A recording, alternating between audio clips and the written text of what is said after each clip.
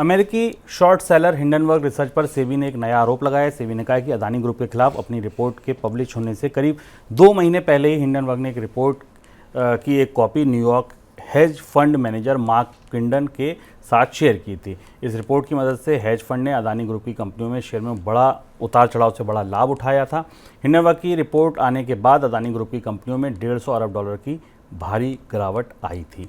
Sir, अब ये आगे मामला किस दिशा में जाता दिख रहा है? देखिए शुभम, सेबी ने जो नई जानकारी दी जो महत्वपूर्ण है, और अब ये पूरा विषय किंगडन के आसपास शिफ्ट हो रहा है, जिसकी कोटक फंड के साथ रिश्तेदारी या हिस्सेदारी स्पष्ट रूप से सामने आई है।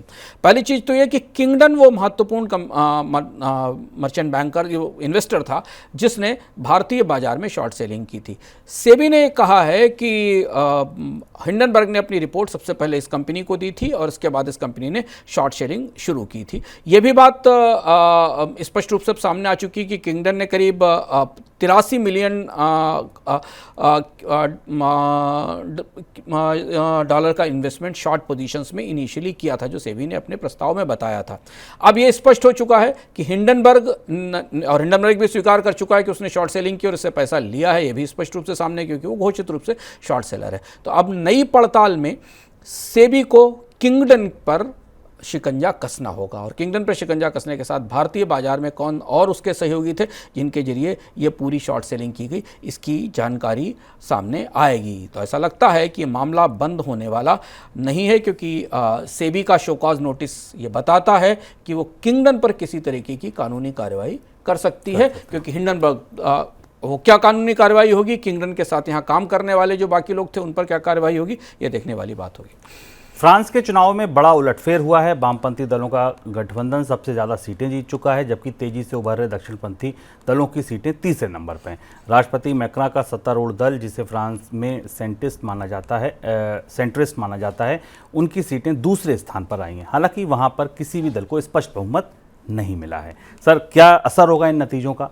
National popular front, new popular front ने फ्रांस के चुनाव को चौंका दिया है।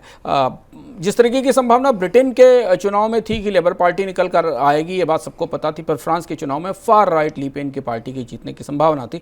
लेकिन अब ऐसा लग रहा है, जो एग्जिट पोल से संकेत मिले हैं कि वहाँ लेफ्ट न्यू पॉपुलर फ्रंट सबसे आगे है और सेंट्रिस्ट मैक्रोन की पार्टी चुनाव हार गई, लेकिन वो दूसरे नंबर पर है, और राइटिस्ट विंग सबसे तीसरे नंबर पर है। इसके बाद बाजारों में खासी सनसनी और है। यूरो की कीमतों में हमने गिरावट देखी, क्योंकि बाजार उस तरीके की संभावनाएं बनाए बैठा हुआ था कि फार राइट पार्टी लिपेन की सत्ता में आएगी, और इसलिए यूरो में थोड़ी हमें गिरावट दिखाई दी। लेफ्ट विंग पार्टी के एजेंडे को लेकर वित्तीय बाजार पूरी तरह से तैयार नहीं है, क्योंकि माना जा रहा है कि ये ग्रुप जिस तरीके के वादे करते हुए आया है कि सरकारी कर्मचारियों और सिविल सर्वेंट्स की सैलरी में 10% की बढ़ोतरी करनी होगी, हाउसिंग सब्सिडी में 10% की बढ़ोतरी की जाएगी, और हेल्थ केयर पर ज़्यादा निवेश किया जाएगा, ये चीज़ें बाजार की तैयारी में नहीं थी। दूसरी चीज़ ये कि इसके बाद फ्रांस में राजनीतिक रूप से अस्थिरता का दौर बनता दिख रहा है, क्योंकि वहाँ गठबंधन की सरकार बनेगी।